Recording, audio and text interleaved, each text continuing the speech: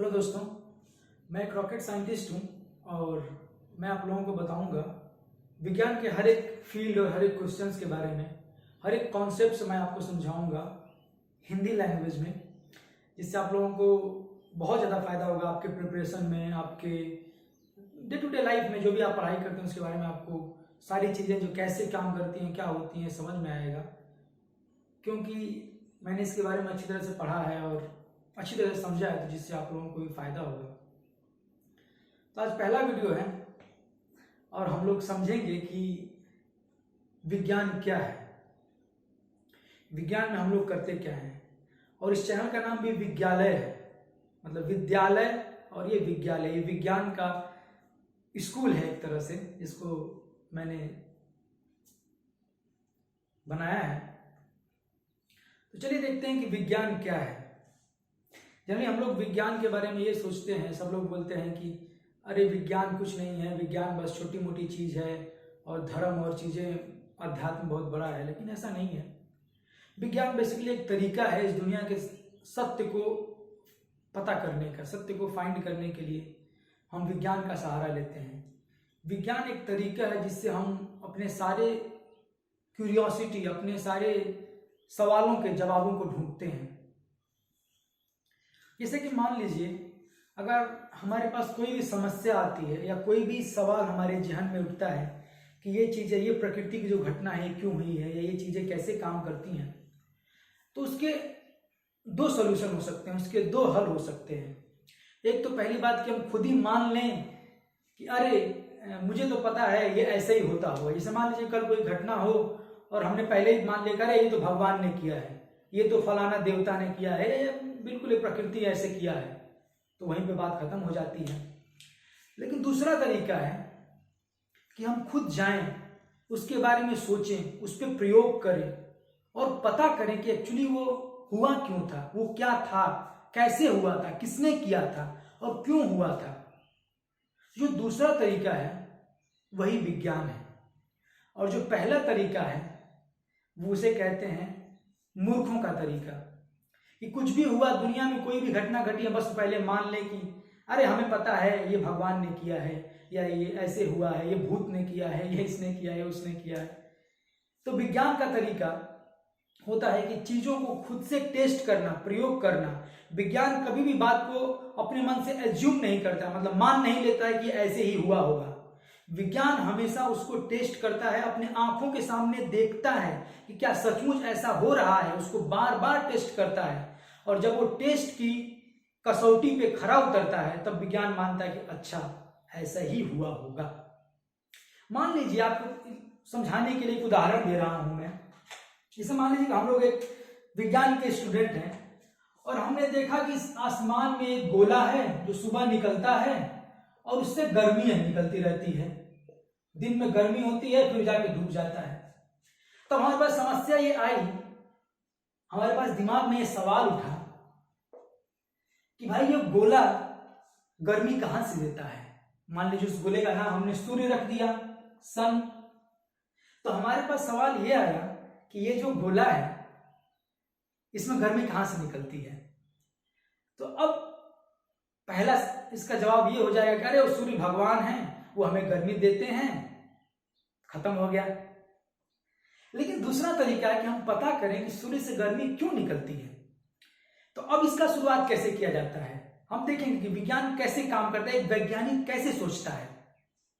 ठीक है, तो पहले वैज्ञानिक क्या करता है कि वैज्ञानिक कई सारे बातों को अपने मन से हाइपोथेसिस देता है। हाइपोथेसिस मतलब कि अपने मन से उसका कई सारे एक्सप्लेनेशन देता है, ऐसे ही मन में सोच सोच के और फिर अपने सारे जो हाइपोथेसिस हैं, हाइपोथेसिस मतलब कि वो सोचता है कि अरे ये ऐसे होता होगा, शायद ये ऐसे होता होगा, शायद ये इसलिए होता होगा। कई सारे हाइपोथेसिस देता है, जिसको हाइपोथेसिस मतलब बोलते हैं कि अपने मन से बनाया हुआ कोई उत्तर।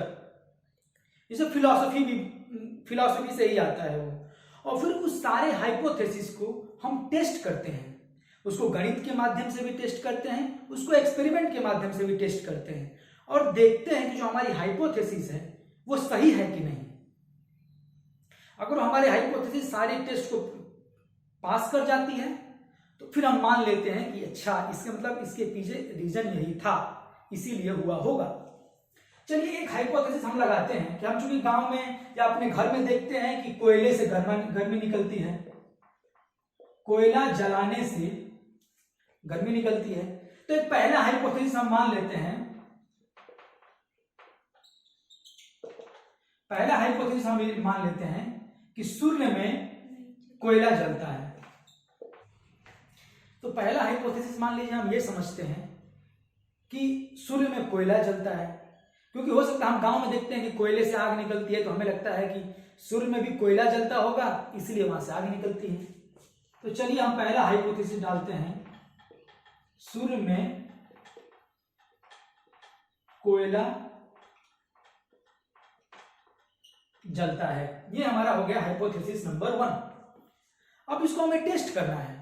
भाई हमने तो कहने के लिए बोल दिया अपने सोच समझ का, और हमने लॉजिक से बोला कि भाई यहां पे देखते हैं कोयला जलाते हैं तो उससे गर्मी निकलती है, उससे आग निकलता है, तो सूर्य में भी कोयला जलता होगा जिसकी वजह से वहां से आग आती है। ये हमने लॉजिकल क्वेश्चन बताया भाई। लेकिन इसको टेस्ट करना है, विज्ञान मानता नहीं है, सिर्फ लॉजिक को नहीं मानता है, विज्ञान उसको टेस्ट करता है।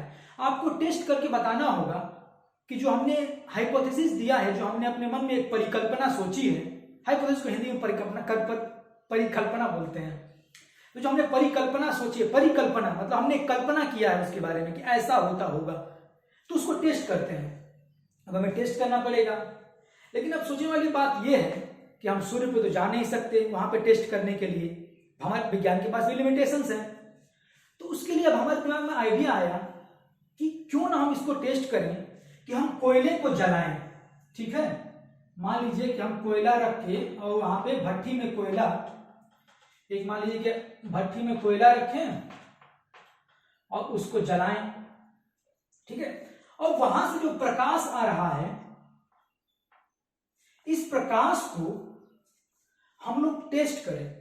इस प्रकाश में हम लोग देखें कि इस प्रकाश की कौन कौन सी किरणें कोयले को जलाते समय निकलती है, मतलब प्रकाश का कौन सा वेवलेंथ, कौन सी तरंग कोयले से निकलती है जलते समय।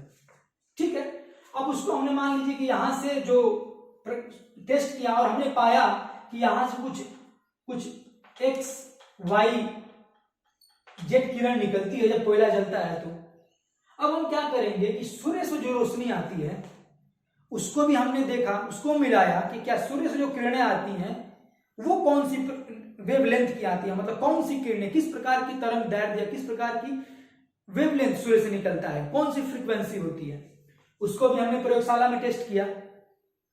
अब हमने पाया कि ये सूर्य से जो प्रकाश की किरणें निकलती हैं, जो जिस वेवलेंथ में निकलता है, मान लीजिए इसका कुछ ए बी सी किरण कुछ इससे यहां से निकल के आता है, और जो प्रकाश की किरण कोयले से निकल के आती है, दोनों सेम नहीं है। तो हमने इस हाइपोथेसिस को रिजेक्ट कर दिया। ठीक है, इसी प्रकार अब हम क्या करते हैं, इसी तरह हम दूसरा फिर हाइपोथेसिस प्रपोज करते हैं, फिर सोचते हैं कि अच्छा अगर कोयला नहीं जलता होगा तो क्या होता होगा आखिर में। तो फिर हम इसके बारे में सोचते हैं, दिमाग लगाते हैं, लॉजिक देते हैं, और फिर कहते हैं कि हो सकता है कि अब हमने इसको नाप लिया था कौन सी किरणें निकलती हैं, अच्छा ये किरण तो शायद जब न्यूक्लियर रिएक्शन होता होगा तब निकलता है इस प्रकार की किरणें। तो हमने इस बात को टेस्ट किया, हमने वैसे ही जो न्यूक्लियर रिएक्शंस हमने सोचा कि सूर्य पे होता होगा, उसी प्रकार के न्यूक्लियर रिएक्शंस यहाँ पे लेबोरेटरी में प्रयोग किए, न्यूक्लियर रिएक्शंस किए, और हमने देखा कि जो किरण न्यूक्लियर रिएक्शन से निकल रहा था, एग्जैक्टली सेम किरण उसी तापमान से, उसी तरंग दैर्ध्य, उसी भी फ्रीक्वेंसी से आती है जो सूर्य से आ रहा है। तो हमने कहा अच्छा अब हमें मिल गया, इसका मतलब सूर्य में न्यूक्लियर रिएक्शंस हो रहा है। और हमने फिर उसके बारे में और सोचा और टेस्ट किए तो पता चला कि वो न्यूक्लियर फ्यूजन हो रहा है, हाइड्रोजन हीलियम में बदल रहा है, वगैरह वगैरह चीजें टेस्ट किया। तो मैं आपको ये उदाहरण इसलिए देना चाहता था कि मैं आपको समझाना चाहता था कि विज्ञान कैसे काम करता है, विज्ञान क्या है, ये मैं आपको बताना चाहता था। और मुझे लगता है कि आपको अच्छी तरह समझ में आ गया कि एक वैज्ञानिक कैसे सोचता है, कैसे काम करता है, और कैसे वो नए नए थियरीज और कैसे दुनिया के रहस्यों को पता करता है।